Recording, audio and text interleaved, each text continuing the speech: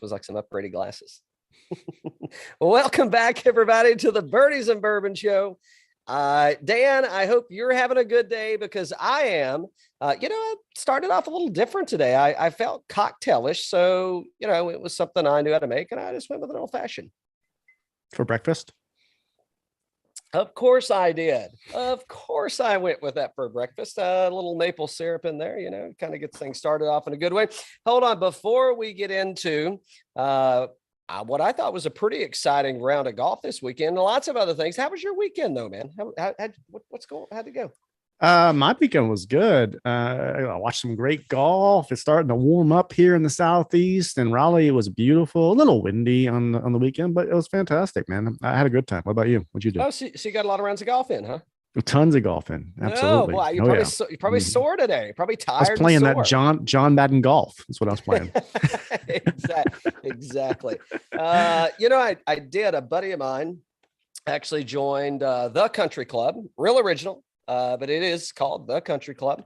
And so we got a round in there on Saturday. It was cold as shit. It was windy. The only thing we were really missing is like some sleet or rain, precipitation. That's all we were missing.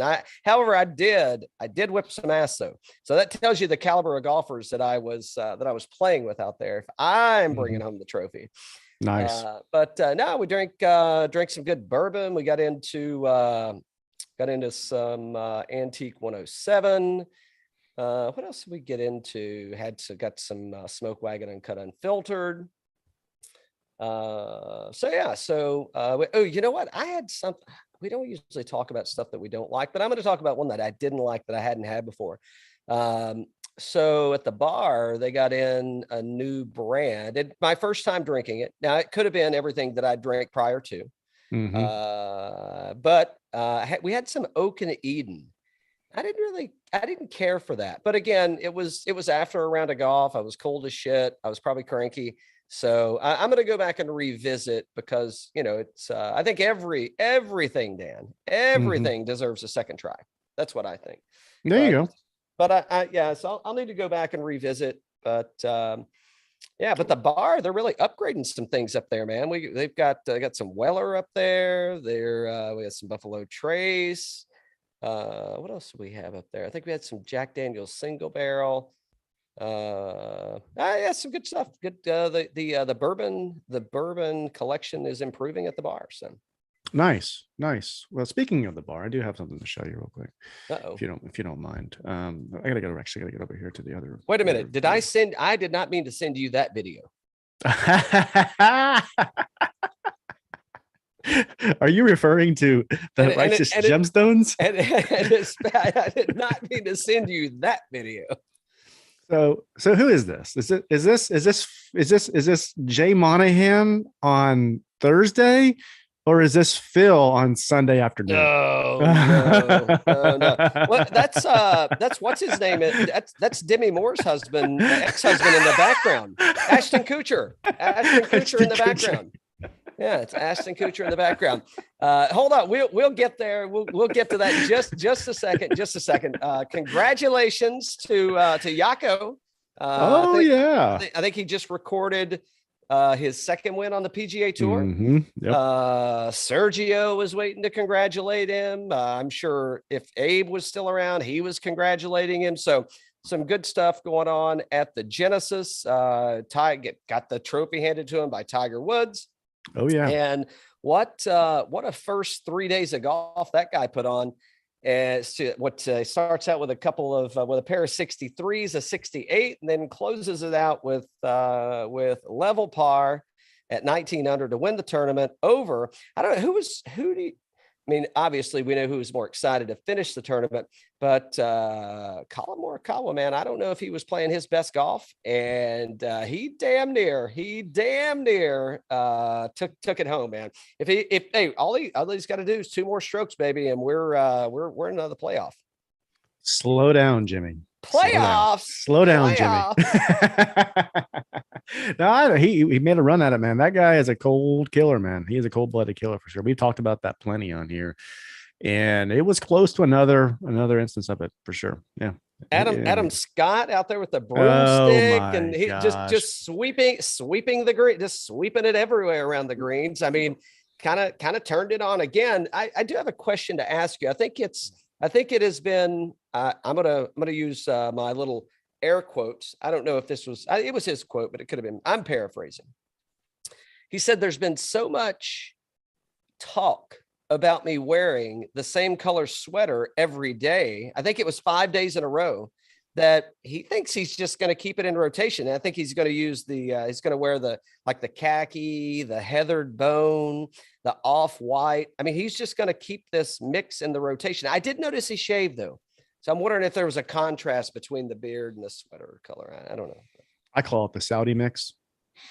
Oh, I hear flights are more convenient and cheaper from the Bahamas to. He had kind of that sandy look going, little sandy look going. Oh, a little sandy look, a little sand. I don't think you can say that, and we've definitely got hate mail on the way. No, but it was good to see Adam in the mix. He'd been playing well. I did pull a top 5 out of there with Adam on a bet, so it wasn't great money, but it was decent money. JT looked really good out there. Scotty Scheffler actually finishing at T7 and back-to-back wins. We'll get there in a minute, but too soon for Joaquin to go back-to-back. I think this is the first wire-to-wire wins since I think it's been a minute. I think it's been a minute for somebody to open up and lead the tournament and then actually close the tournament out. But one thing I will tell you, I look nothing like let me rephrase this. My swing looks nothing like Yako's swing. And I was looking at it and I was going like, okay, well, man, that's what they're talking about. I mean, you got to get down and you got to get your hips through. I'm like, if I actually hit the ball like that one time, I would hurt myself. I don't know if I'd be able to play golf again. I mean, I would injure something. I tell people I did hit the ball like that one time, and I've never been able to hit the ball again. So there you go. Yeah, he is definitely contorted, and that, you know, if you've seen any pictures on Instagram or videos of him, like his down the line is just, yeah, absolutely amazing, man. So good stuff there, and congratulations to Yako for his second PGA at Tigers tournament now. Tigers tournament. And he was there, and I said, slow down, Jimmy, slow down. That's a new segment we're doing this spring. It's called Slow Down Jimmy. And we'll get there today for sure. What do you think? I think we will get there. And I think that is, you think that's in direct correlation to an occurrence that may have happened at this tournament last year? The slow down Jimmy, just saying, the slow down Jimmy. No, but it was good to see. I'm going to get his hate mail. No, but I'm just saying, like, I mean, you saw the pictures at the 21 Genesis, and you've got Tiger riding around in a golf cart with Dave Spade, who is known. I think. I mean, he didn't tell me, but I should have worn my cricket today. You should have worn your cricket. But I think he's a proponent of cannabis. And, you know, the next thing you see is panned over to Tiger Woods, and it looked like he was either sleepy or something else had been going on. Just saying, those eyes were a little red. And the following day, you know, we get some not so good news. So I don't know. It looked like a completely different Tiger out there. And just in case you were asleep at the wheel, this weekend while Tiger's tournament was going on, Jim Nantz he's grilling Tiger Woods on when are we going to see you again? When are we going to see you again? So give me another statement here, and I got a question for you. and basically Tiger says, slow down, Jimmy, slow down, Jimmy.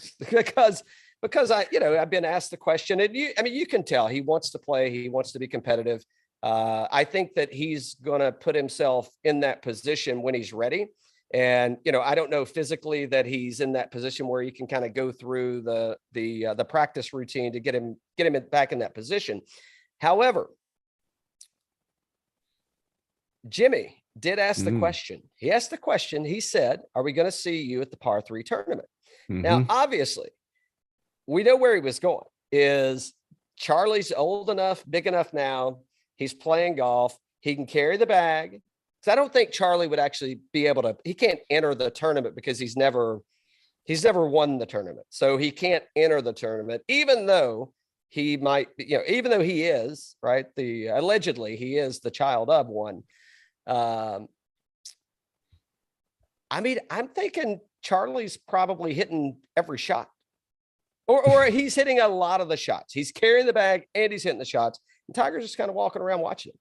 I mean, I could see that happen. They won't let him win that because of that. But sure, I can see something like that. No, he can't win. But I could see him hitting a lot of golf shots, a lot of golf shots at the par 3 at Augusta on Wednesday afternoon. Because Tiger did say he was not going to miss the Champions Dinner. So we know he's going to be there Tuesday night. We've already taken bets on what that's going to be. Like, it's going to be like, what we said, there's going to be sushi. We're going to have Wagyu steaks. We're going to have sake. We're going to have probably some urchin or, lots of, and Tiger's a big sushi guy. I'm going to sneak into that thing. That sounds delicious. Yeah, we need to talk to Chris Hall about what he would pair with that from a bourbon perspective. Ooh, that is good. That's a good one. Yeah. How do we pair that up? And you don't ever hear anybody bringing in. So is it going to take a Coke rack or a Homa, or I'm thinking who else is a big bourbon? Who's sponsored by a bourbon? I mean, JT. Michael Thompson, Swafford, JT. But yeah, is it going to take one of those guys to win and be able to host the Champions Dinner for us to have we've got a bourbon pairing now? And obviously you don't have to drink if you don't want to drink, but but usually you see the wine that comes with it. And longer the days of, I'm having a steak, I have to have red, or I'm having fish and I have to have a white. I mean, those days, that's like you can't wear white after Labor Day. Those days are gone. I mean, you drink what you like with what you like, and it's fun to get kind of crazy and do some pairings that play off of each other. Complementary, yes, but not in the traditional sense of where we were, 10 years ago. So yeah, it's going to be.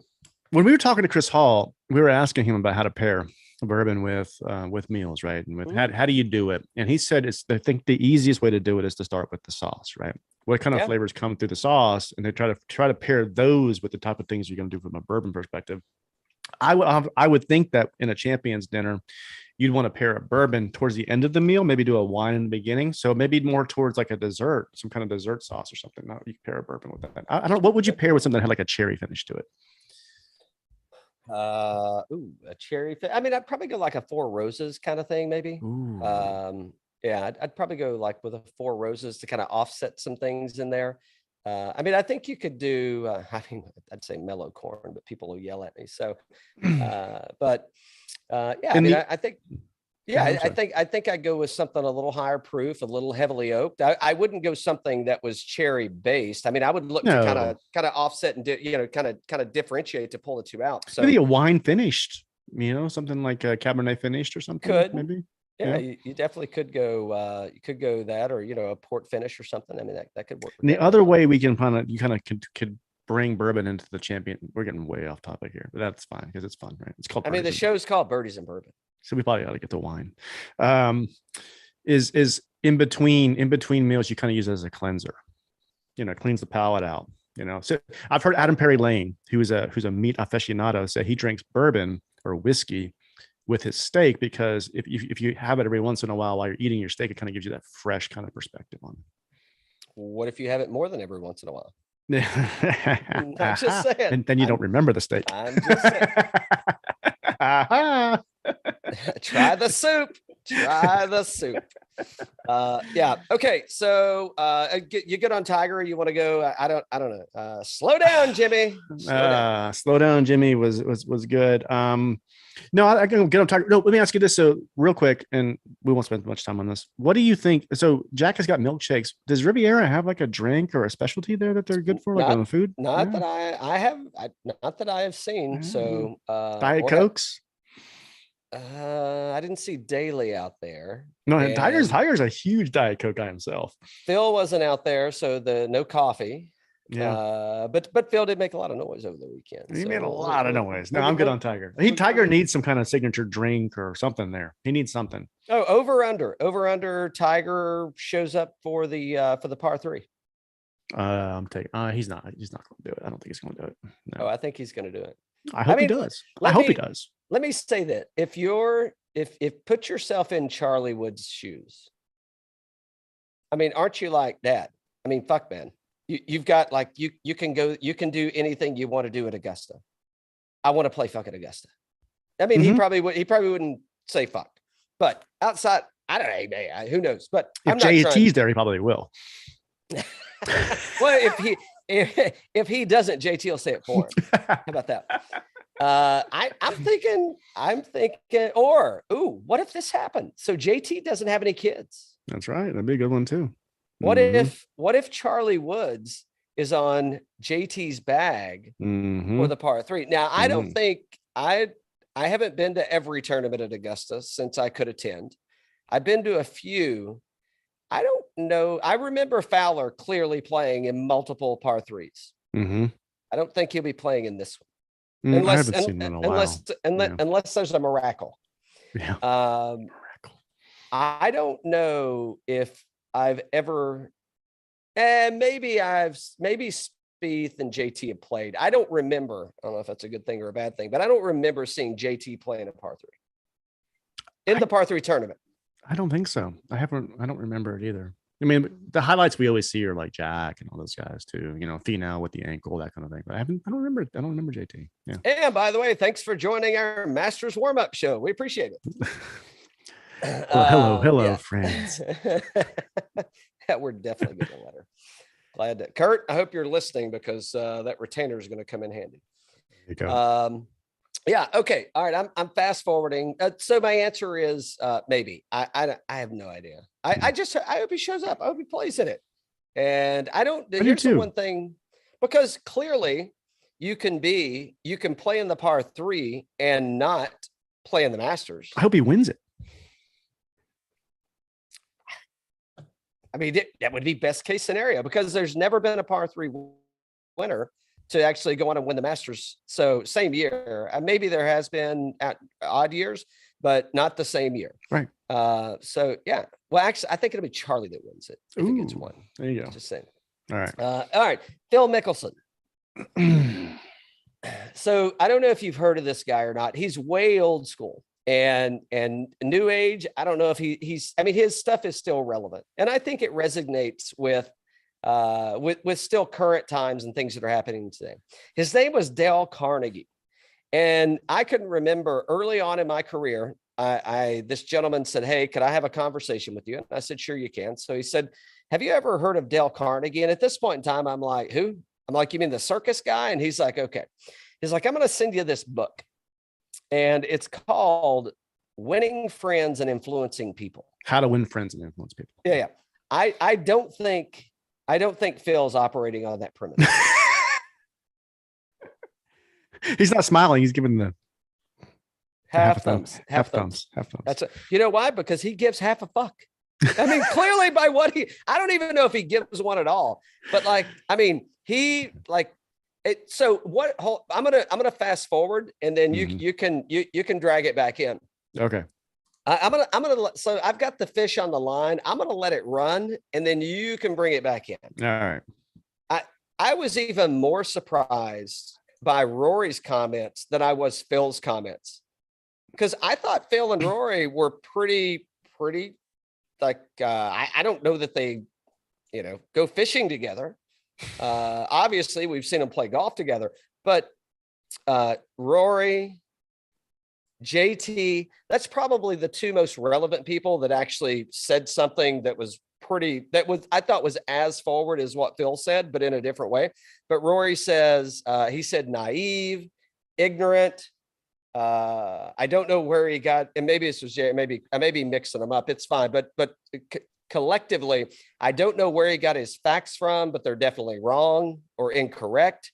I thought the rebuttals back to Phil's statements were probably even stronger, because Phil didn't call out any individual players that I saw. He called out the PGA Tour. And he said, he was basically like, this is our opportunity to revamp the PGA Tour. Now, if I look into it and dig into it a little more, what I really think is, I think that all these people, I shouldn't say all, my opinion is, which doesn't matter. But I think these people are really using this as an opportunity to leverage their position as the owners, right? Or as the draw to the PGA Tour. So I don't think that it's necessarily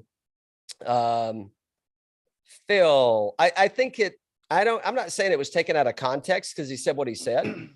But I think that I really do think, I think a little bit of it is probably, some narcissism. I mean, I don't think you can make it to that level on the tour and have those wins and those victories and be where you are without being just a little bit psychotic. So, but I don't know. I was more not taken aback. I thought it was more interesting in the way that the players responded that are still supporting the PGA Tour. Some of them domestic, some of them not, and pretty much said that he's crazy. Yeah, I mean, I don't really understand what he wants. Does he just need more money? I mean, do we need to start like a GoFundMe, Phil? I don't think so. If you do, put my email address and my bank account information. Like, what does he need? I don't understand. I don't know. I mean, he's won a tremendous amount on the PGA Tour. He's worth, I don't know, $500 million. What do you need, Phil? I don't get it. He's worth enough. Yeah. I don't know what, I guess it's that the grass is always greener. You just need to have more and more and more. I don't know. The shark what does the shark need? What does the shark need? What does he need? Nah, I mean, I can get it, but I think that is all ego. It's ego. I think a lot of it's ego, and I think a lot of it is I think it's two different things. I think for the shark, I think it's like he's trying to make a difference, and I think it's a moot point. I think I've said it before, and I'll say it again. I think it's Vince McMahon Jr. running the XFL Junior. Mm-hmm. And you're not going to have you're going to wind up with exactly what they wound up with. You're going to wind up with, good athletes, don't get me wrong. They can run circles around us, but you're going to wind up with people that shouldn't say people, that's rude. You're going to wind up with golfers that can or don't, play on the PGA Tour. Everybody that's pretty much so here's where I'll go with this is Bryson DeChambeau, who I think got offered the most money to come over there. I think that at least what we saw, we didn't see the contract, but what we saw publicly was it at 124, 135? I don't know. It was a lot of figures. And he came out and said, I'm for the PGA Tour. I'm staying here. Now, who knows if that'll happen? Maybe he's now negotiating because you've got a lot of people that have said no. So maybe now does he double down? But what the novelty of the Bryson Long show only works as long as it's out there and it's actually performing. I don't know how many people show up to a long drive competition, but what I can tell you, I've never been to one. I would love to go to one, but I've never been to one. And I can't believe that it's a huge draw. It's like, I'll equate it to this. The NBA All-Star game was just this weekend. Go look at, and that's a bad example. Think about Major League Baseball and the All-Star game. Look at the amount of people that are at the Home Run Derby versus the amount of people that are at the All-Star game. And it's vastly different. So if it's exhibitions and I want to go out there and, I just want to show off, my talent, but he can get enough money to go and fund everything and keep it running and do these Capital One things, but he can't get rights to them. So maybe that's the plan. I don't know. I think it's weird. All I can think about when we talk about this is Entourage, when Ari was trying to start his own agency, and it's like, Lloyd, CC fly, silence is fucking golden. It's such a backstabbing thing. It's ridiculous. And I've said it on Twitter. The only way this thing gets off the ground, yeah, they got to have 20 guys that are like worth watching. But if Tiger doesn't go, it's not going to happen. And he's already said he's not going. Yeah, you said. Who's the Howard Stern of golf, right? Yeah. Who is the Howard Stern of golf? It's Tiger Woods. Is there anybody else in the PGA world that can make an impact that would influence a league? No. A new league? No. I don't think there is either. And it could be. I mean, as we get older, I mean, we start to think about things differently. I mean, maybe it might be under Phil's crawl a little bit. But the only guy in the NBA right now could do it would be like LeBron. That's it. If LeBron didn't go, then it would never happen. And this because I'm not a huge NBA guy. And he's the only one that I would like, oh, okay, maybe I want to see what LeBron's up to. It's like the Tiger Woods kind of thing. Yeah. Yeah. Yeah. I mean, so let me try and make it more relevant to you. Look at Aaron Rodgers in the NFL. Mm-hmm. And even Aaron Rodgers, I don't think he really made a dent in all the shit that he was trying to pull. And I'm not saying it one way. I don't care. It makes no difference to me. But I think if Aaron Rodgers said, I'm boycotting the NFL, I'm totally out. Nobody cares. Nobody cares. And he won MVP. I mean, I don't know how many MVPs he's had now, but several. I don't think anybody cares. I think people would be more, so you know who would? Tom Brady. I think Tom Brady would make a dent. I think Tom Brady would make a dent. He would. I think he would. And I'm not saying, and I'm not necessarily comparing the two. I'm just trying to bring it into contrast so that it's so what does it look like? And I think that and I think there's a lot of people that hate Tom Brady. I don't really think that anybody hates Phil Mickelson. I think it's the exact opposite. I think what Phil did, it's the WWEF, whatever it is today. I think this is Phil Mickelson turning into the heel, turning into the, now he's going to create this aura around him that kind of, it's like, and I don't think it's for, I mean, granted, there's money, the Saudi League, all this stuff, but I think it's more so where I was kind of going to wrap this up at. Yep. I think it's about Phil Mickelson's, it's the, I jumped 1 inch off the ground and I've got my hand in the air because I just won the Masters for the third time, whatever that picture was taken. And I think it's more about his brand. And I don't know that was good. I don't know if he got, if he did get counsel on that, you're definitely getting fired. I do want to say one thing real quick, and that Rodgers has got an upper hand even over Phil because he's got Allstate. So Phil probably should insurance up real quick before he continues on this thing. Oh no. Phil is advertising for the HR department. That's right. HR.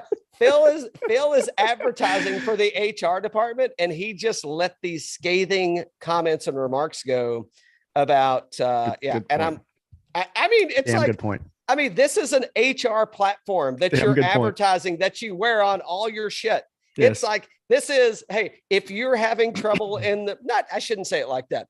If you work anywhere, you have benefits, if you have a grievance, if you need like a neutral party that's looking out for your best interests, this is where you're going. You're going to Workday is your platform to be able to manage this. And Phil just let loose with some scathing comments. I wonder what the new bourbon brand is going to be on his shirt next week. Because somebody dropped him. That's a good point. I'd love to see the Saudi League Workday commercial in terms of, hey, if you have liability at work.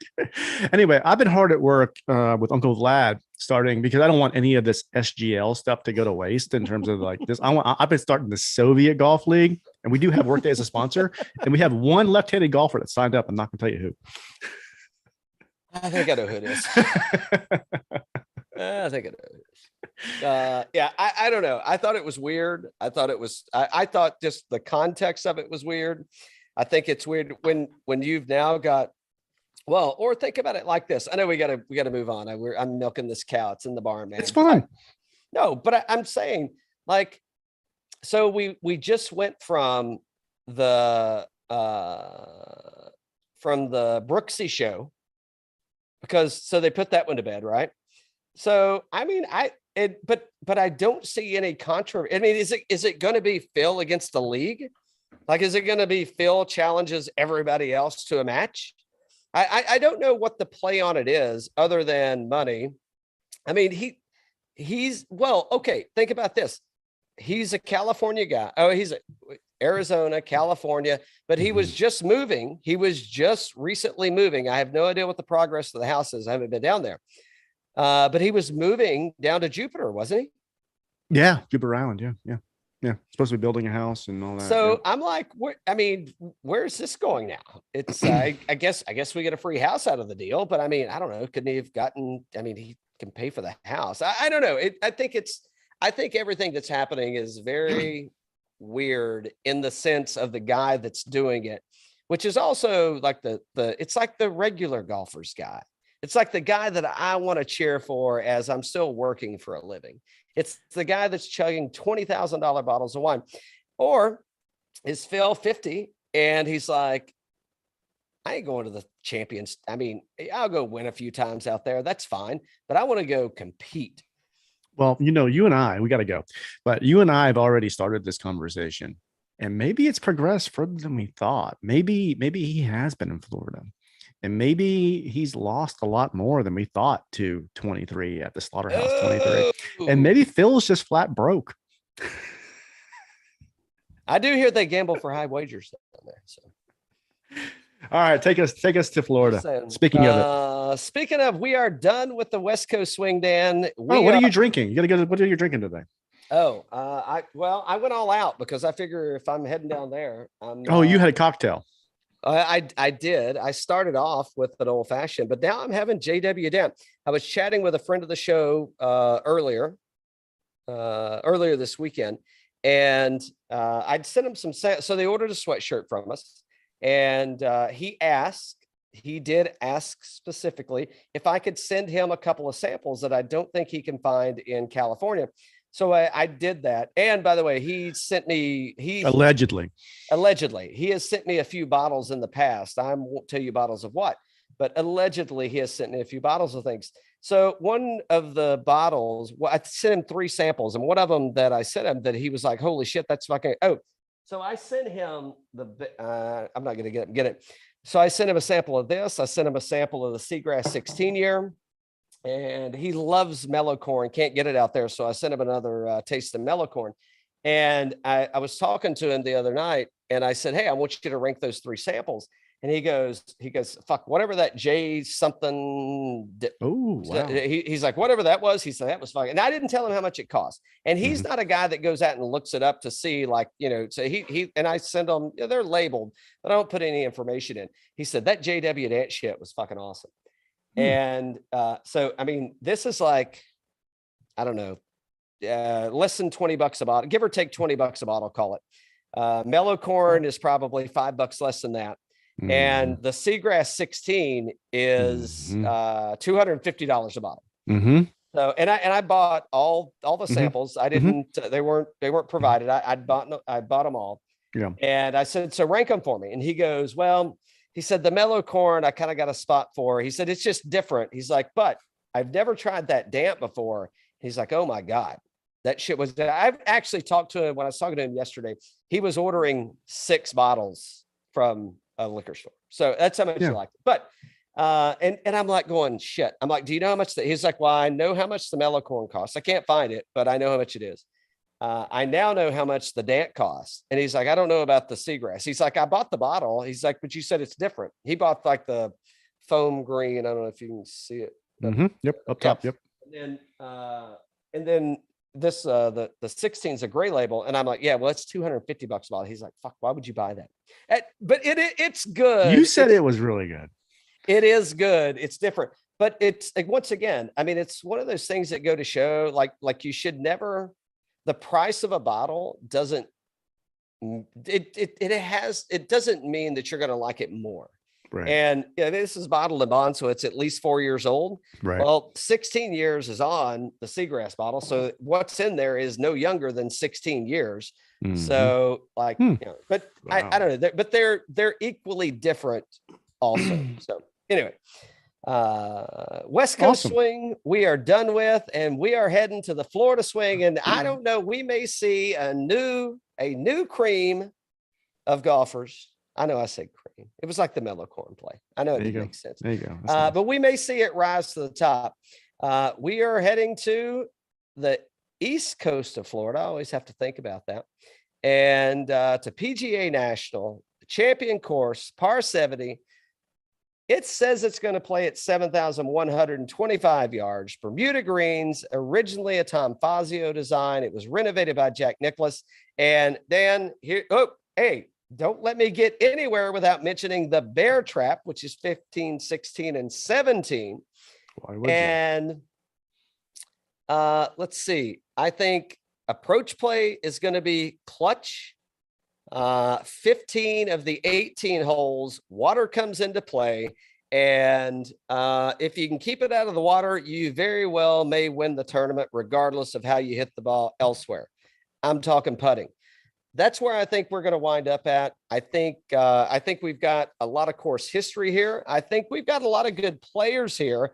However, I'm going to call it can I call it a diluted field? Well, let me say this. We've got a lot of people taking a break. So what we saw last week and what we've seen thus far in calendar year 2022, we got a lot of people that are going to be taking some time off because they've kind of been working on things, man. People have been working on things, getting tuned up. We're also going to see a new regime of players that we haven't seen this year in the United States. Or we've seen very limited in this tour year. And I think it's going to be fun. The course is going to play hard. It is not going to be a birdie festival. It's going to be who can avoid the water festival. Recent winners, 2021, Matt Jones at 12 under, Sungjae Im at 6 under, Keith Mitchell at 9 under, JT at 8 under, and Bucky Fowler, 12 under. So, there we go. I think you could probably scratch one of the last 5. I don't know. Maybe you can't. Notables, there are no players ranked top 10 in the world that'll be playing in this field. The Bear Trap, it's the hardest 3 holes in golf, scoring wise. And I think that's kind of where we are. So let's, I don't know, anything you want to add to Palm Beach Gardens, Dan, other than there's some great bars in Palm Beach Gardens? No, I think you covered it all, but it's going to be a fun one. I know there's not a ton of, top 10 or whatnot in there, but it's going to be a fun event. I always love the Honda. Yeah. Plenty of golfers showing up here. You know what I love most about it is on our time frame, So it like isn't when we wake up, it's go time, so. It isn't our time zone. I think don't quote me on this, but I think we might be moving over to some reasonable form of televised, to your point, but I think we might get. Oh no. You're back. Okay. You're back. And we're back. We had to take a little pause for station identification. So, all right, let's get into the players, Dan. I've got some drinking to do tonight, and I got some samples I got to go through. We've got to get some more whiskey reviews out. Are you surprised? Well, let me start at the bottom and work my way to the top. $10,000 and better. Brooks Koepka, Daniel Berger, Joaquin Niemann, Louis Oosthuizen, and Sungjae Im. And Sungjae Im topping the field at $11,000. I don't think he's had a win this year. No, he has not had a win this year. His last win was last year, right? It was like in the fall. He had one in the fall, I think. Yeah, I'll tell you in a minute. Wasn't it like in Vegas or something? I don't think it was Vegas, but I think it was Vegas. By the way, Shriners is in Vegas. We're getting this information from our friends at fantasynational.com. That's a great place for you to be able to go and make your own picks and not have to base your decision on ours. Doing a nice job at Fantasy National. Thanks, Moose.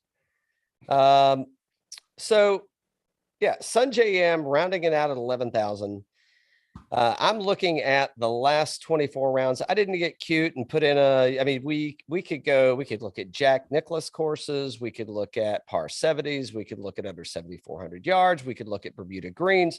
What we don't need to do, and what we already know, is that Sungjae Im, once he hits the Florida swing, he gets really hot. He puts extremely well on Champion Bermuda, and he's ball striking the hell out of it. So, I mean, I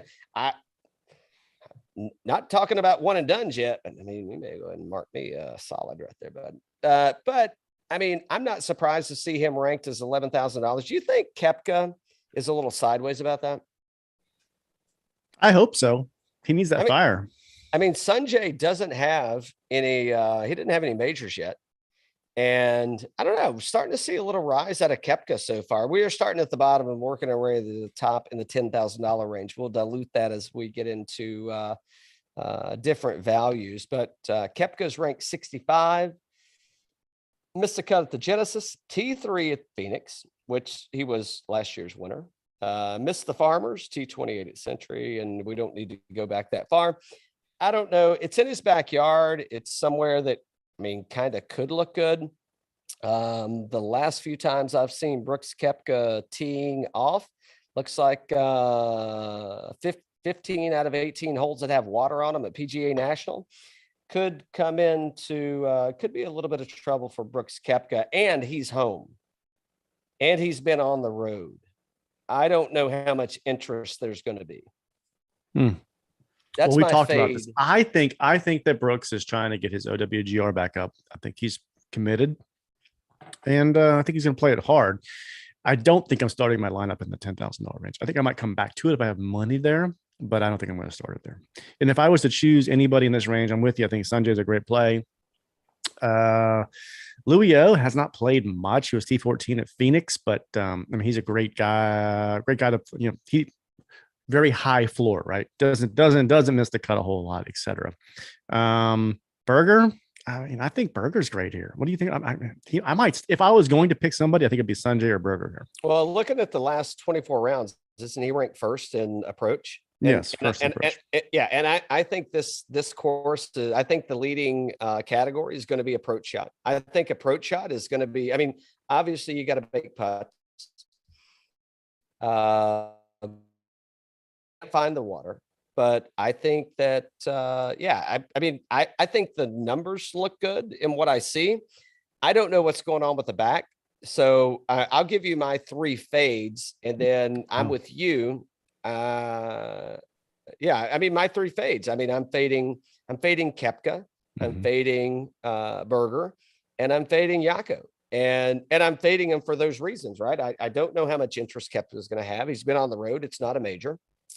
I agree with your OWGR standpoint, but I don't know that this is the course to get it done. This course doesn't typically play easy, but which could also feed into the narrative of Koepka that, hey, I can go ahead and chalk off 50% of the field that they can't even compete here. So I think you could approach it with a kind of a major mentality in what the course looks like and what you're getting into. I just don't know if he's going to do that for other various said reasons. Don't know about the back. And I mean, I don't know. Is Yako, I mean, is he worn out? I mean, was that a burden to carry that thing all the way from Thursday through Sunday? I don't know. I'm starting at the top of the leaderboard if I'm starting anywhere. And I may do the exact opposite of you, which I actually have already done.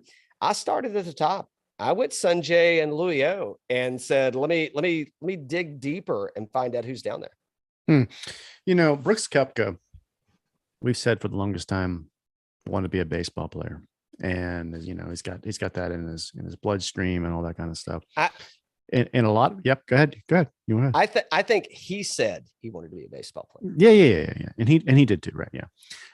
And a lot of times with baseball players, and we saw with John Rahm. John Rahm has a baseball player mentality with this putting contest, you know. And the baseball players always go, man, I can't hit this guy because he's just all off speed stuff, and he doesn't throw the ball hard enough. There's no fastball. There's nothing there that's aggressive. There's nothing that I have to like compete with. And this is BS. I hate this crap.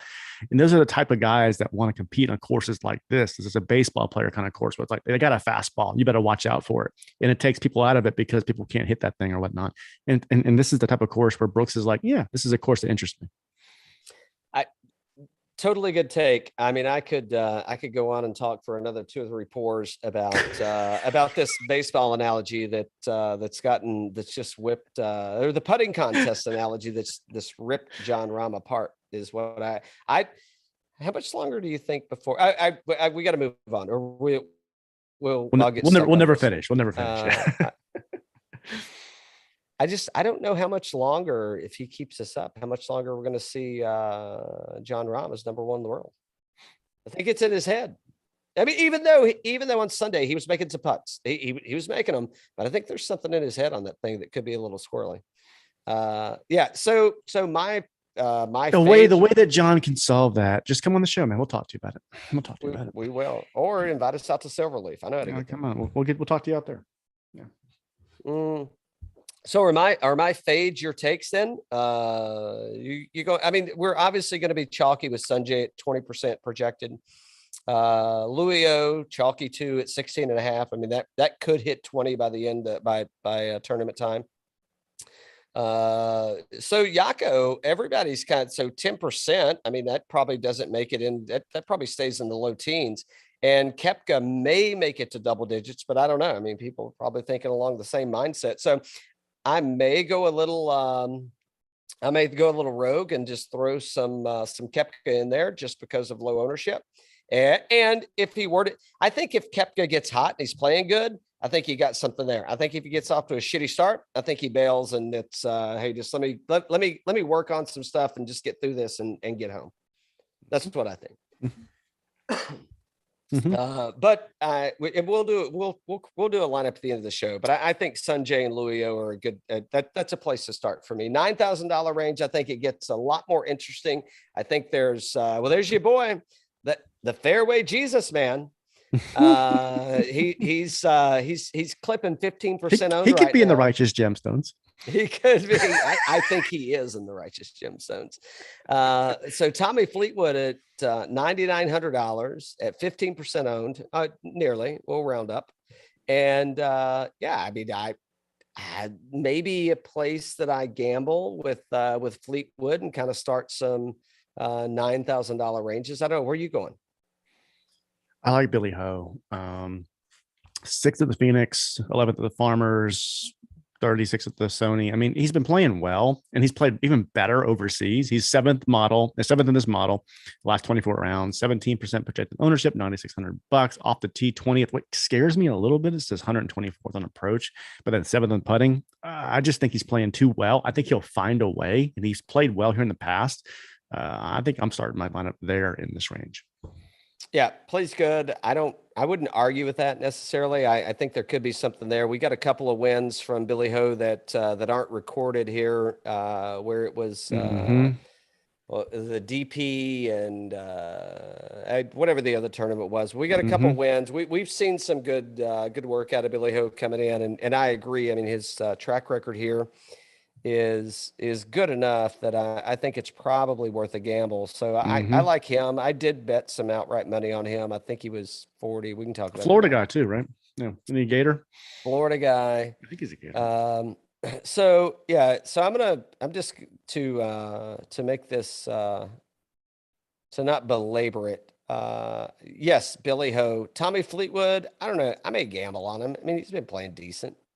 Said some good tournaments overseas. So, but where I want to go is I want to talk about Keith Mitchell, who ranks out 2 in the model, 17% owned, 18% owned. And, I think this is a place where we could see, another victory from Keith Mitchell with the field that we've got here, T10 at the Phoenix, T12 at Pebble. And I mean, I'd argue to say that Phoenix was, I don't know if it's a more difficult golf course. I think the field was probably a little stronger in Phoenix. Greens are a little bumpy. Greens 16. and the greens were a little bumpy. I hear those beer cans leaving in. So Mitchell for me, I like Billy Ho. I don't actually mind anybody. I think the only one that scares me is Shane Lowry, and it's his off the tee. But it looks very similar to Billy Ho's approach shots. And I think approach is going to be key here. But obviously, I mean, they're going to have some places where off the tee. I think the thing about Lowry that probably is more advantageous for Billy Horschel is I think Lowry can club down and find more fairways, and he's ranked fourth in approach. So I mean, I was surprised to see Keith Mitchell second. I mean, in a good way, right? I was like, well, yeah, that's a good call out. I think Model's like second. He's $9,100. I mean, like you said, T10 at Phoenix, T12 at Pebble. I mean, he's playing really well. I mean, that's one that you really should consider for sure. I mean, I might change my one and done. I mean, 2 out of 4, right? So Keith Mitchell was T53 here last year, missed a cut, won it in 2019, and then missed the cut in 2018. So if history holds true, he's going to miss the cut this year. I don't know. Perfect. I don't. Yeah, exactly. That's just your guy. But I mean that's where I kind of say I wouldn't be. I'm not afraid to play him or start him anywhere. The other guy that I do so Matt Wolff. What do we do with him? I think another guy that was disappointed that the Saudi League fell apart was Matt Wolff. I think he could have went over there and had a good time. I mean, I really think that this PGA Tour has given him a bit of the head case. So I don't know what to think. I think he's got to find himself. He's got plenty of talent, but it's just he's having trouble with the stardom. Yeah. He was obviously out at this tournament last year, but T58 in 2020. So yeah, I don't know. I'm kind of with you. I think I'm going Keith. I mean, I'll go back to my baseball analogy. Matt Wolff is one of those guys that would win the home run contest, and then he would just be an average player the rest of the year. The old whiffer, hey? No, just not a clutch player so far. I mean, yeah. And don't be wrong, he had some really good, he was second to Bryson at the US Open and all that kind of stuff. But just it's being a professional athlete these days is a lot with all the television and everything. It's a lot to take in, man. So it's not for everybody. It's not. So here's a play. So if it got you on the Matt Wolff thing. So let me jump to Matt Jones real quick. So if you play Matt Jones, considering that we're going to have year-to-year champions, don't you also have to play Yako and thinking that you're going to have back-to-back champions? I mean, I know the odds on that are probably, I have no idea what the odds are. They're probably so skewed. It's not even a reality. But I mean, if you're going to play one, don't you have to play the other? Because the chances of defending champions are not very likely in either scenario. Maybe we will later today in the show. But Matt Jones plays really tough courses well. He likes the tough courses. He's already almost won an event this year. So, yeah, I mean, I like him. I do. I mean, T15 at the Genesis, T58 at the Phoenix. So, I mean, I'm not arguing that it's not a good play, but yeah, I'm probably going a different direction. So, where did he finish at Tour Champions? Or the the first one? Where was he? Did he finish like third there? Well, hold on. Let me not close. I got it. Show. I got it.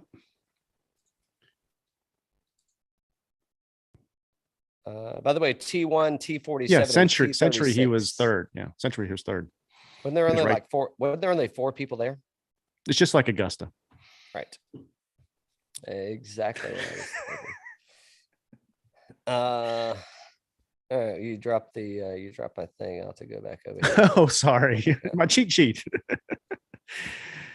So back to I mean, I wouldn't say, I mean, Matt Jones is playing fine. I mean, around the green, he's second, 57th in approach, 10th in DraftKings points, which I think I'm gonna start making some more decisions based on the DraftKings points. That's by the way, for Fantasy National, how do we add? Oh, you do have DraftKings points in there. We got to get Moose on to talk through this thing. I think we could probably better utilize this tool. Even though I did have several lineups that made 6 of 6 for the weekend last week, so I did make some money. Nice, man. It's good. All right, $8,000 range. You go first, bud. Hold on, I got to get back over there. Actually, his name is not Bud; it's just Dan. Off. All right, $8,000 range in this year. I'm going Mito. 7th on approach, 51st off the tee, 34th in shots gained total, 10th in putting, $8,900, 12.9% projected ownership. He was T15 last year with that enhanced field. He missed a couple cuts, but I think he's going to bounce back. He's a hell of a ball striker. I like him here. Ball strikes his way right around the course, does he? Mm-hmm. I gotta get back to recent form. I'm doing a lot of pouring and a lot of button clicking over here, if you know what I mean. Oh boy. Oh yeah. This will be the show that never ends. Patrick Reed, he hadn't played here a lot. Last time he played here in 2018 and he missed the cut. And something's going on with his, I don't know, there's something going on there. So in the $8,000 range, I'll just call out a couple of folks. By a couple, I mean like 7. The $8,000 range is big. So Cameron Young, I don't see any course history here for him since 2017. So, and he had a really good tournament last week.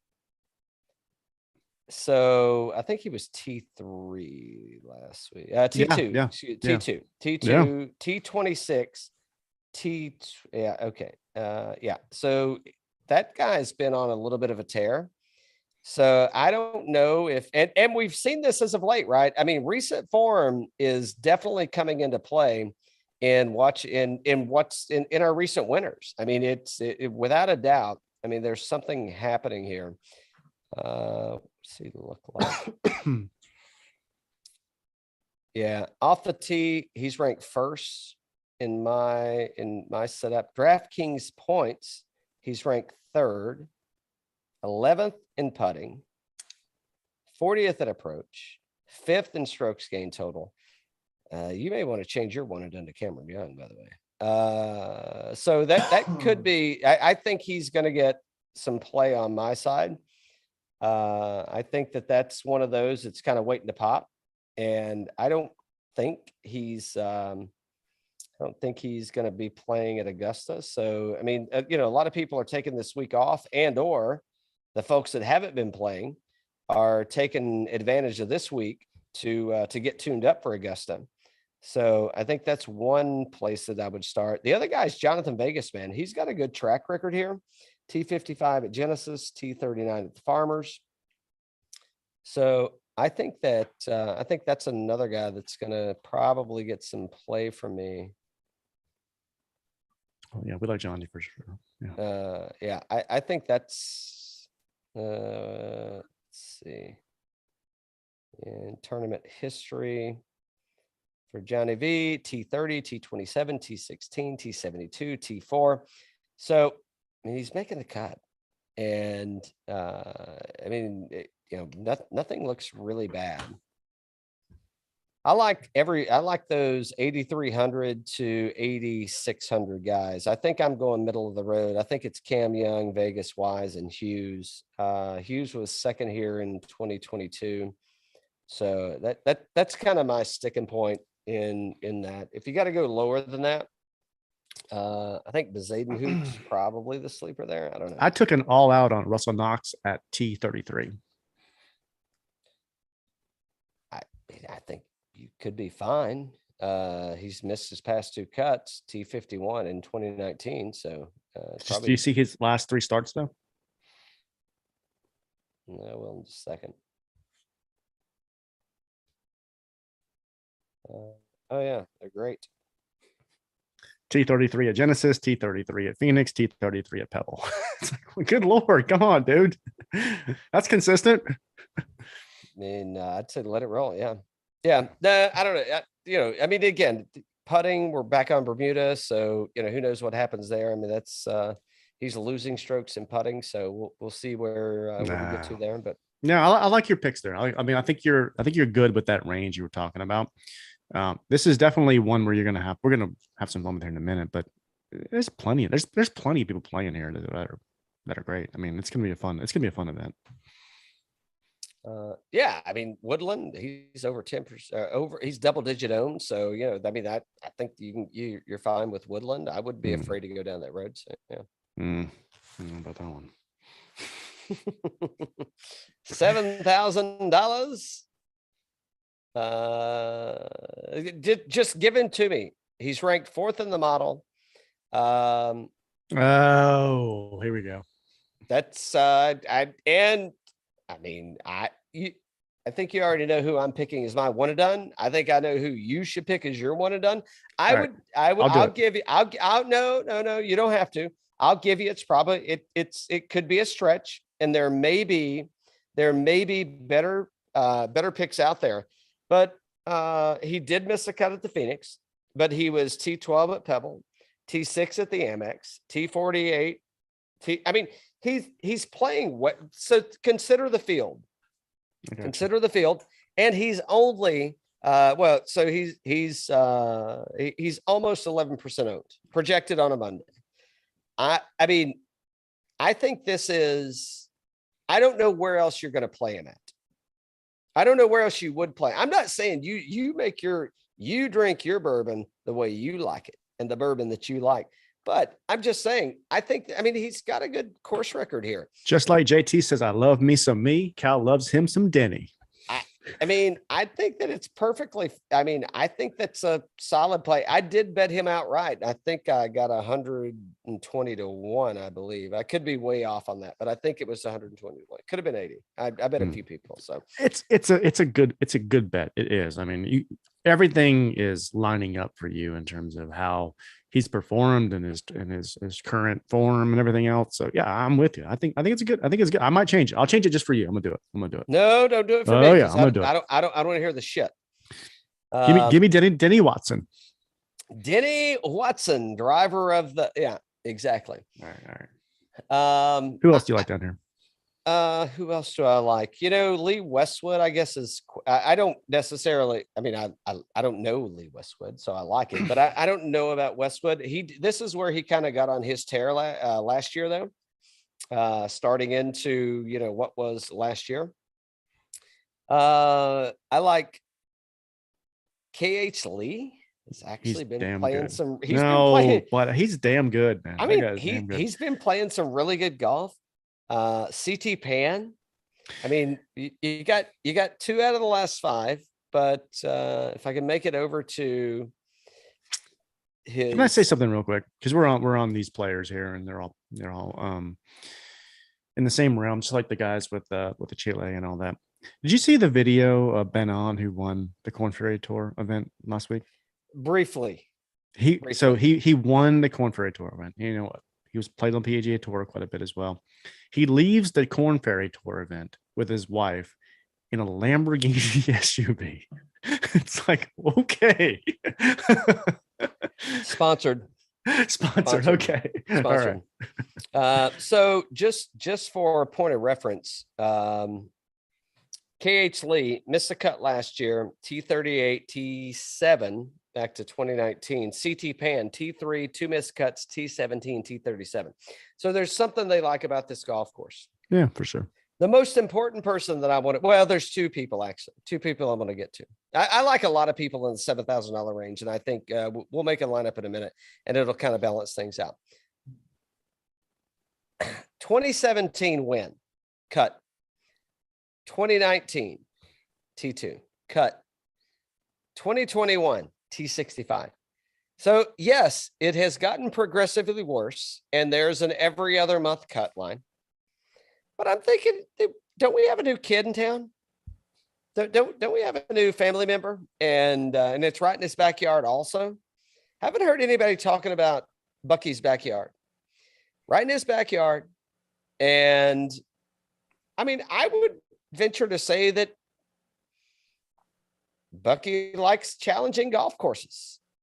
He plays in windy conditions regularly. He lives down there, and we're at the beginning of the year in South Florida. It's probably going to get windy over some period of time. I think I'm going to sprinkle some Ricky in there to, I don't know. Does he win this to make it to the Masters? Hey, I love a good story. I don't know if I see it, but I love a good story. Who's interesting to me this year is the guy that's making a comeback, and that's Brendan Todd, model rank 19th. Approach last 24 rounds, 25th, 9th in putting, 115th on off the tee. I get that. 18th shots gained total, T26 at Phoenix, T16 at Pebble. This guy's making a comeback, man. I mean, he had a run a couple of years ago. He's a damn good player, and I'm glad to see him getting that form back in shape. Yeah, I like Michael Thompson here. I do too. Friend of the show. T19, 57, T16, T24. By the way, he's supposed to come back on and do a tasting with us with his brother. That's what I heard. Mm-hmm. We got to hold him accountable to that. No, I mean, in all seriousness, I mean, in a nice way. No, we need to do that. Yeah. Yeah. So the only thing that's so his I mean, he was on a little bit of a run there. And so T5 at the Sony, T11 at the Farmers. So I don't know what's going on that I'm actually surprised that he missed Pebble and Phoenix. I mean, we don't need to go back and look at the history of what he's done there, but I'm a little surprised that happened. I mean, he was on a pretty good run, and his course history looks pretty good here. I think that's probably somewhere I'm going, which 10% of the other folks are too. So hey Cal, real quick, he's a bourbon guy. We know why he missed Phoenix. Exactly. I've been to that bar. Just kidding. He's a good player. He's great player. Anybody else? It's I think the Glove's probably a good. Lucas Glover's probably a guy that I could get on here. Good course history. There's tons of guys down here. My favorites, I like Brendan, like Michael Thompson. I like KH Lee, and I like Denny. Yeah, Poulter's a guy that everybody likes to talk. I heard he was going to the Saudi League, so I don't know. Is he even playing in this tournament? I'll tell you, the one thing I remember last year, he beat the hell out of a sand trap here. He kept crushing it. A lot of frustration. I'll just tell you that. Sepp Straka kind of pops up. T33, T27, hit the ball fine. That's another guy. Camilo Villegas, T8 last year, missed a couple cuts. Got another T68. That's another guy that could be of interest. I don't know. What about the old guys? I may want to make an old guy lineup. I mean, Zach Johnson plays well here. Stuart Sink plays well here. Patty Harrington plays well. And we may do an old guy lineup. Stuart Sink plays well. I mean, they're Sabatini. I don't know if I can call him old. He'll probably, who knows what he'll do next time. Here's a guy I'll call out for you. So model rank 35th, 6% projected ownership, $7,300 off the T18th on approach 93rd, putting 35. Let's look at the last 5 starts. Zozo 75th, Bermuda 34, Mayakoba 64th, Century 25th, and Phoenix 21. Garrett Higo had a little bit of a run last year, kind of fell off like Matt Wolff kind of style where he started missing some cuts or whatnot, but he's inching his way right back towards a leaderboard. I think he pops this year. I mean, the numbers say yes. So look at that trajectory, man. Yeah. Lots of made cuts. Yeah, I 6 of 6 counts for a lot. So I'm not against it. Where's Higo? I don't think he's played here before, so probably not. Oh, is he new? He's new. Yeah. No, I'm with you. Yeah. So yeah, maybe. I mean, it probably worth a gamble. Yeah, I think so. I wouldn't say. All right, let's go to the $6,000 range. I got some more stuff we got to talk about. So.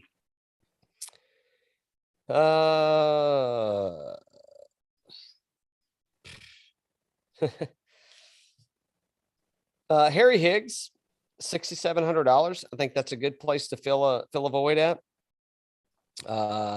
Playing fine. Brandon Hagee, I think second last year, T21 the year before. He's got a pair of T21s. He does have a missed cut, but he also has a solo second. I think that's a fair place to wind up at.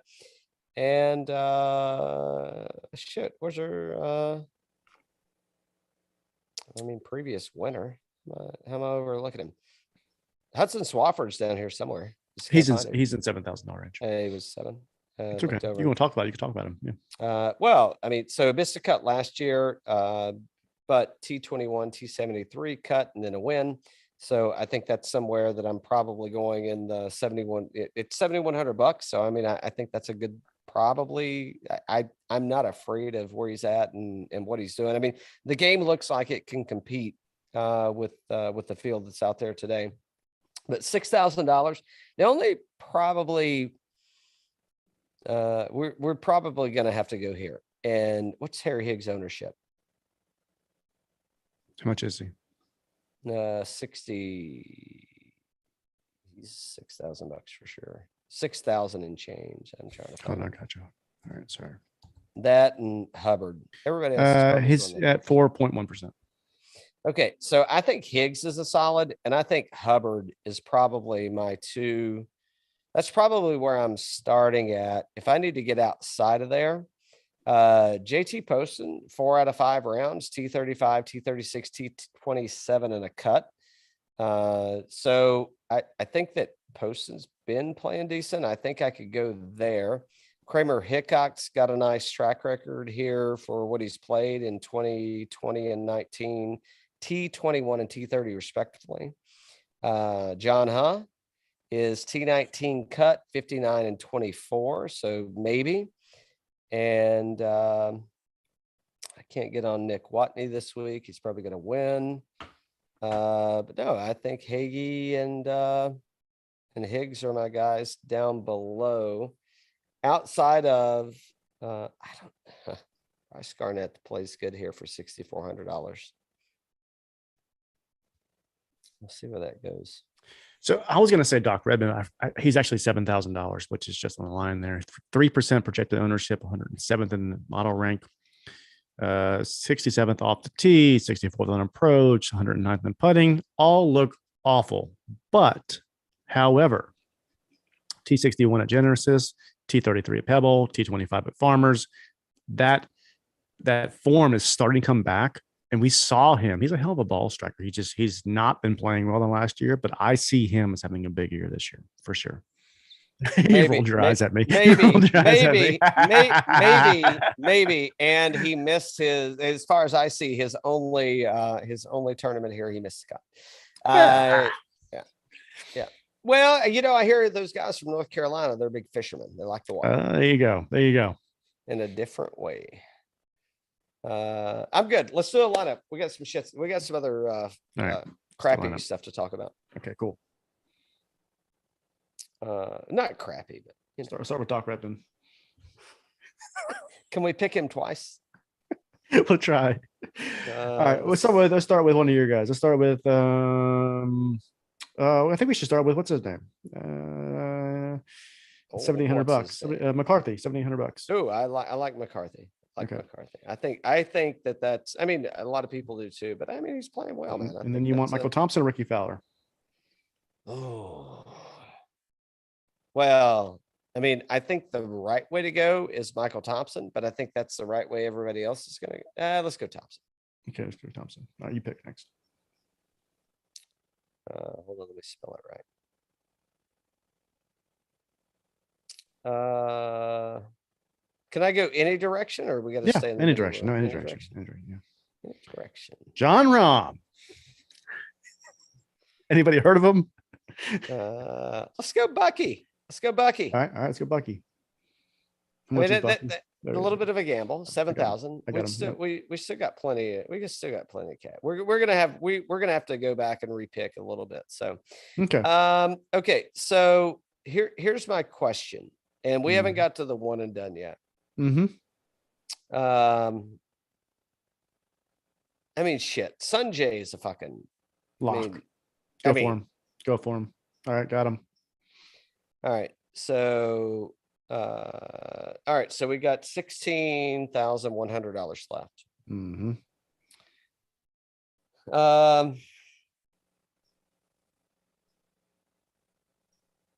Okay, so here's my question for you. Do you want to go kind of you want to go against the grain, and you want to bucket, and you want to go with like a Fleetwood or You want to go somebody squirrely or not squirrely, but do you want to go somebody that's not going to be like one of the most popular picks, or do you want to level set? So we've got $8,000 give or take between two people. Give me a this or that. All right, I'll give you this or that. Grand Seiko or Carrera Tag Heuer? Seiko. Ooh. I know. Hey, that's a watch thing. Sorry, we got completely off base. I've just had to give him one. You want to go Jonathan Vegas or Aaron Wise? Oh, no, scratch that. Jonathan Vegas or Mackenzie Hughes? Vegas. All right. That'll be his first win or top 5 of the year. All right. So now we're down to 7,600. Oh, you said you liked the Todd Monster. Yeah, top other. Yeah. All right. Left $100 on the table, boys and girls. There we go. Definitely going to need to go fund me to pay the rent this week. Put it right next to Phil's. I wish I had my your shades. I wish I had my shades. Oh, I dropped the I don't know. Oh, let's do one and done before we get into some of this. Okay. I will take Dennis McCarthy. I'll change mine right now. What? No, you talked me into it. Yep. I don't think it's a bad play. And I'm you know where I'm going. You're going for Sungjae. I mean,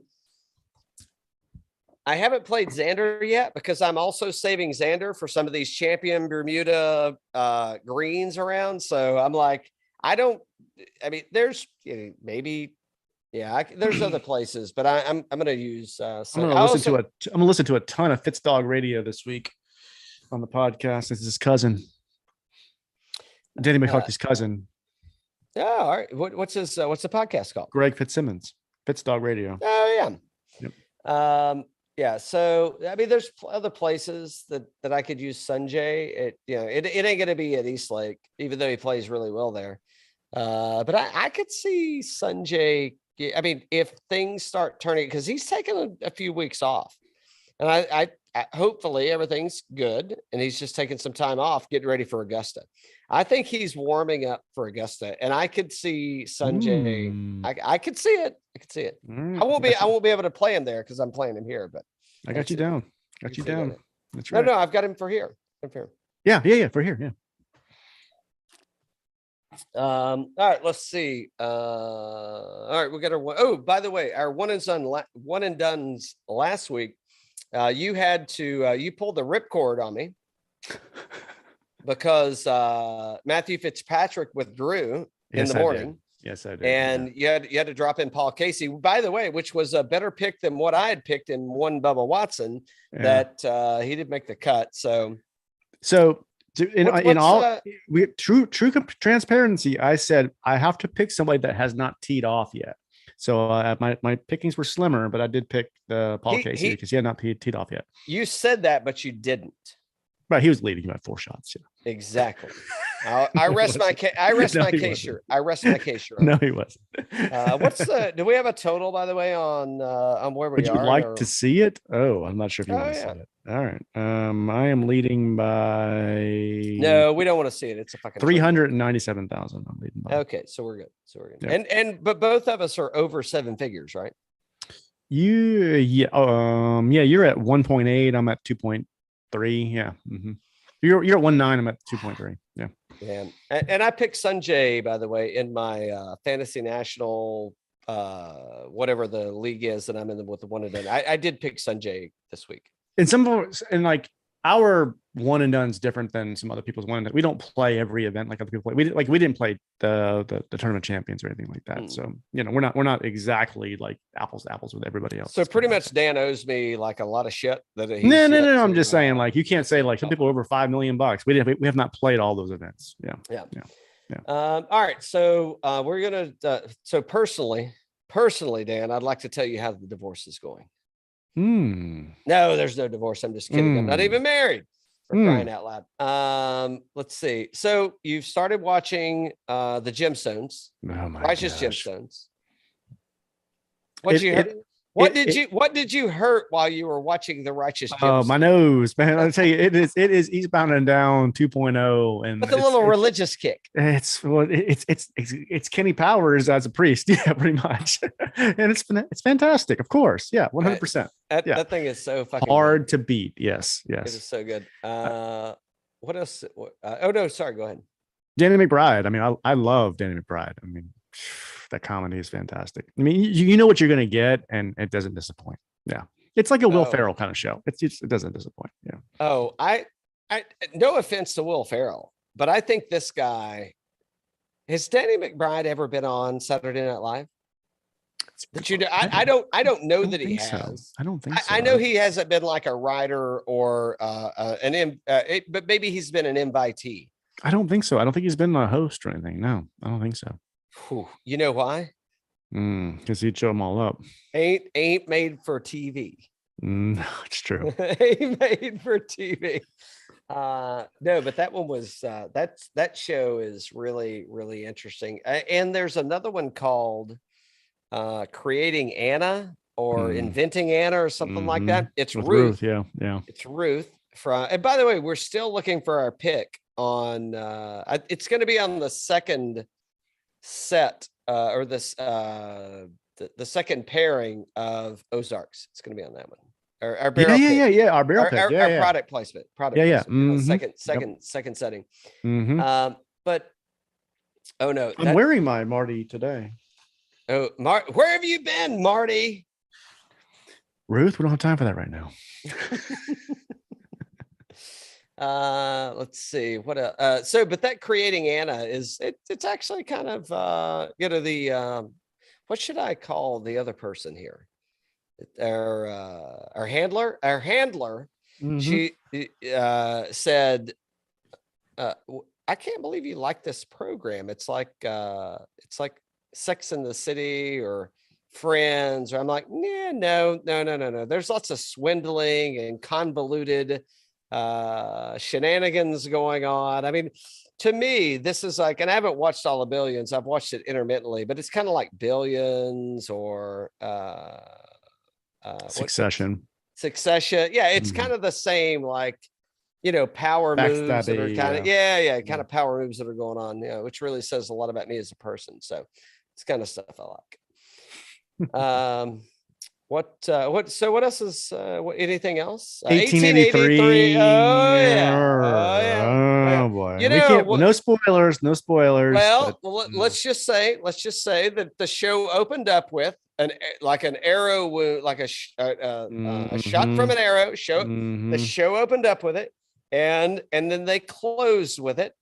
But I'm glad it's getting faster and better. Here's what I would say. If you like Dances with Wolves, I mean, this is like, I don't know how, is Kevin Costner actually a co-producer on this thing or something, or whatever you call him? I don't know. Because the other night I was trying to explain it to our handler, and I said, hey, well, it's this. And it said, well, hey, I mean, it's, it's the Asian bourbonist. I'll go ahead and let it out. But the Asian bourbonist was like, well, what do you mean Dances with Wolves? I mean, they're doing something completely different. And I'm like, yeah, but what's the setting and what's the scene play and what's everything that's happening? And I'm like, this is like Dances with Wolves remade without Kevin Costner. And by the way, I don't know that I would ever call Kevin Costner a good actor, but he is definitely better than Tim McGraw. Now Tim McGraw may sing better than Kevin Costner, but Tim McGraw is not a better actor than Kevin Costner. No way in hell he is. No. And by the way, Kevin Costner is like 2 shades away from the show, considering if you want to hear some good Kevin Costner stories, go listen to the Matt Haranek interview we had from last year. Some great Kevin Costner stories. Yeah. Oh, dinky. Yeah, right. We're definitely getting a lawsuit over that one. Oh, good. But it'll be fine. I mean, lawsuits are good for business. Let's just ask Bill. I mean, I'm looking at a guy that's now, granted, I don't have any major championships, but I do have some. We have had some major shows. I do want to say, Cal, that after all the controversy, I'm fully committed to the show. Shit. Do you want to, sir? You should reconsider your statement. I should reconsider my statement. No, it's all good, man. No, so yeah, so Gemstones is great. The Ruth show's great. I liked Ozark, the new one. That was good too. No, I thought it was good. Yeah, and it's weird the way they let it out. Right, they let it out in the first set, the second set. But it is wrapping up. I mean, it'll be done at the end of the year. I guess it'll be maybe pre-Thanksgiving. I didn't ask. She said she couldn't tell. But so, Better Call Saul is coming back here in a couple months. Are you into that one? I got lost on it a little bit. It just didn't. Do I need to go back and watch it? Well, at least watch the last season. It starts to pick up. Yeah. But that's the other thing. I'm like, well, fuck, I can just keep up if I just start watching. I mean, you can watch the first like 30-second recap, and it's like, okay, well, I got you. I know where you are. I mean, it's already damn good. Yeah. The last season. Oh yeah. And when's the new season coming out? I don't know, a couple months. It doesn't matter, but it's coming. Yeah. Okay, but it's on its way. Mm-hmm. What's his name back in it, or is it just about Saul? It's just Saul. It's just Saul and his clan. Yeah. No, nobody else is in nothing. Not for Breaking Bad. No, it's the Saul crew is awesome. Yeah. Do they still reference the Breaking Bad stuff? It's getting closer to the. So this is the prequel kind of thing, right? So it's getting closer to it. Yeah. Oh, so Breaking Bad is going to come in when the show, when Better Call Saul ends. Essentially, yeah, it's a prequel to it. Yeah. I got you. Well, that's fun. No, I did like the Mandalorian stuff. Not the Mandalorian. The Boba Fett. Yeah. I did like that one. I thought that one was good. And no, I'm waiting for like East Coast golf, man. That way I can just glue myself to the TV. And here we go. Speaking of, you and I got some events to go to pretty soon here, coming up in April and May. Ooh, that's a good one. So, well, we've got a lot of events. Yes, we've got some tournaments to go to. I'll let you speak of these how you want to speak of them. We have some professional tournaments to go to, not as players, not as journalists, not as professionals, but as people that like to help promote the word about golf. Right. Other than I will be heading to Sweetens Cove in a few weeks. And I mean, those boys up there, gentlemen, persons, those motherfuckers up there are fantastic. And if you haven't been to Sweetens Cove, you definitely need to get a pass to get up there. And it is one of those places that will, if you think you like golf, it'll reset your interest on golf and redirect you to, I love golf. Really, really love golf. Yeah, I was watching today, Madamski, he recorded a guy that had a hole in one on a par 4. I know the hole. I'm like, shit, with a 3-wood. Wow. Air must have been the light up there. Wow. That's pretty awesome. Yeah. But no, so we got a Champions Tour we're going to. We've got some professional tours we're going to. We've got some tastings that we're going to. It's a fun spring. It's a fun spring. Time to get back out. There we go. Cheers. We'll talk about those at a later date. Cheers. Cheers.